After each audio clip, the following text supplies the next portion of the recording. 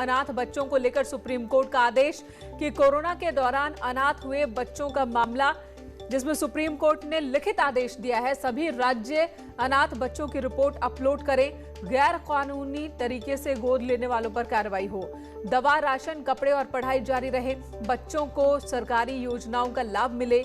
Corona काल के दौरान अनाथ और बेसहारा हुए बच्चों के रखरखाव को लेकर सुप्रीम कोर्ट की लिखित आदेश, सुप्रीम कोर्ट की ओर से ये लिखित आदेश आया है। सुप्रीम कोर्ट ने सभी राज्यों को बिना किसी देरी के ऐसे बच्चों की जानकारी एनसीपीसीआर के पोर्टल पर अपलोड करने को कहा है। सुप्रीम कोर्ट ने कहा कि राज्य ऐसे बच्चों की पहचान करें और चाइल्ड लाइन 1089 स्वास्थ्य अधिकारियों, पुलिस, एनजीओ और पंचायती राज्य के इंस्टीट्यूशन के जरिए। सुप्रीम कोर्ट ने कहा कि गैर कानूनी तरीके से जिन्होंने बच्चों को गोद लिया है उनके खिलाफ कार्रवाई होगी और ऐसे बच्चों को गोद लेने में मदद करने वाले एनजीओज के खिलाफ भी कार्रवाई की जाएगी। राज्य सरकार सुनिश्चित करे कि ऐसे बच्चों को सरकारी या प्राइवेट स्कूल में पढ़ रहे थे उनकी पढ़ाई आगे भी जारी रहे। सुशील हमारे सहयोगी इस वक्त हमारे साथ दिल्ली से मौजूद हैं। सुशील, सुप्रीम कोर्ट ने और क्या कहा अनाथ बच्चों को लेकर, खासकर जिनके माता पिता, जिनके परिजनों का देहांत कोरोना की वजह से हुआ? देखिए मेनका, अभी आप बता भी रही थी कि केंद्र सरकार और राज्य सरकार को सुप्रीम कोर्ट ने अहम निर्देश जारी किया है। सबसे महत्वपूर्ण बात सुप्रीम कोर्ट ने मेनका ये कही है कि तमाम जो राज्य हैं वो फिलहाल सुप्रीम कोर्ट के इस आदेश को 24 घंटे में प्रभावी करें। एनसीपीसीआर के जो साइट है उस पर कितने बच्चे फिलहाल राज्य सरकार के अंतर्गत हैं और वो फिलहाल कोरोना में या तो अपने माता पिता को खो चुके हैं या दोनों में से किसी एक को खो चुके हैं, उनका प्रॉपर एक जो डेटा है वो उस पर अपलोड किया जाए। सबसे महत्वपूर्ण बात, राज्य सरकारों को, केंद्र सरकार को ये भी सुप्रीम कोर्ट ने कहा है कि राज्य सरकार और केंद्र सरकार ये सुनिश्चित करेंगी कि तमाम जो बच्चे हैं जो स्कूल में पढ़ रहे हैं या उनका एडमिशन होना है उसकी जिम्मेदारी राज्य सरकार उठाएगी। सबसे महत्वपूर्ण बात, अपने आदेश में सुप्रीम कोर्ट में इनका ये कहा गया है सुप्रीम कोर्ट के द्वारा कि उन एनजीओ के खिलाफ भी कार्रवाई की जाएगी जो गैर कानूनी तरीके से बच्चों को या तो किसी दूसरे परिजन को देते हैं या फिर स्वयं एडॉप्ट करते हैं। उन तमाम लोगों को फंड देने से रोकने की बात केंद्र सरकार को आदेश देते हुए सुप्रीम कोर्ट ने कहा है। सुप्रीम कोर्ट ने यह भी कहा है कि राज्य सरकार की पर्याप्त जिम्मेदारी होगी तमाम बच्चों के देखरेख को लेकर।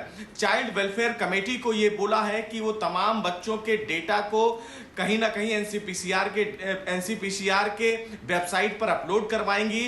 राज्य के जो डिस्ट्रिक्ट मजिस्ट्रेट हैं, एसपी हैं, नोडल ऑफिसर हैं, वो अपने राज्यों में देखेंगे कि कितने ऐसे बच्चे हैं जो कोरोना के दूसरी महामारी में अपने परिजन को खो चुके हैं। सबसे महत्वपूर्ण बात ये बोला है कि 27 जुलाई से पहले एनसीपीसीआर के वेबसाइट पर यह डेटा अपलोड किया जाएगा।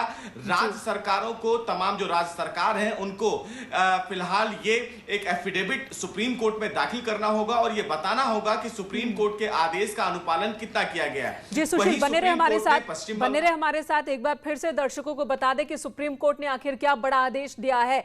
कोरोना के दौरान हजारों की संख्या में बच्चे अनाथ हुए जिनके माता पिता की मृत्यु हुई है कोरोना की वजह से। उन बच्चों को लेकर सुप्रीम कोर्ट ने यह आदेश दिया है कि ऐसे बच्चों की जानकारी तमाम राज्य सरकारें जल्द से जल्द एनसीपीसीआर पर पोर्टल पर दर्ज कराएं।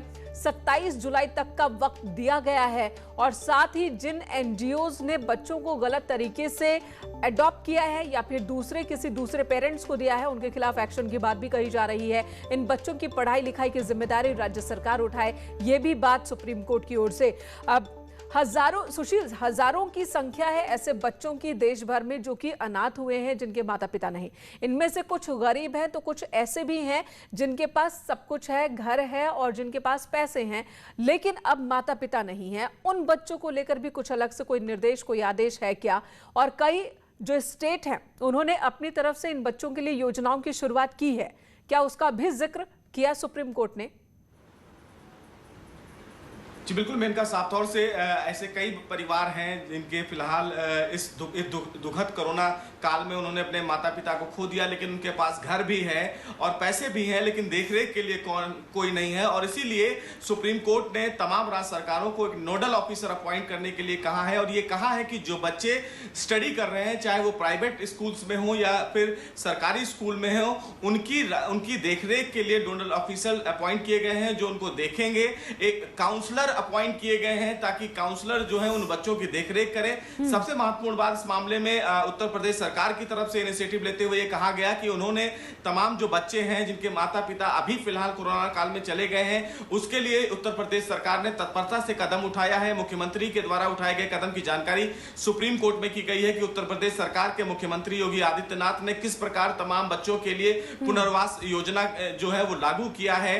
तमाम ऐसे शेल्टर्स बनाए गए हैं जहां पर जो गरीब बच्चे हैं उनके देखरेख, वैक्सीनेशन और तमाम प्रक्रियाओं को फिलहाल ध्यान में रखा जा रहा है।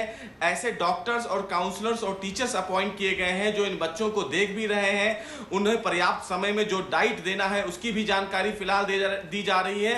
और जो एक नोडल ऑफिसर अपॉइंट किए गए हैं फिलहाल उत्तर प्रदेश में, वो इसकी रिपोर्ट प्रतिदिन फिलहाल जो जिले के कलेक्टर हैं उनको भेजते हैं और उसके बाद उसको शासन को भेजा जाता है, जहां पर एक डेटा रिकॉर्ड किया जाता है। फिलहाल ठीक है, धन्यवाद सुशील इस वक्त पूरी जानकारी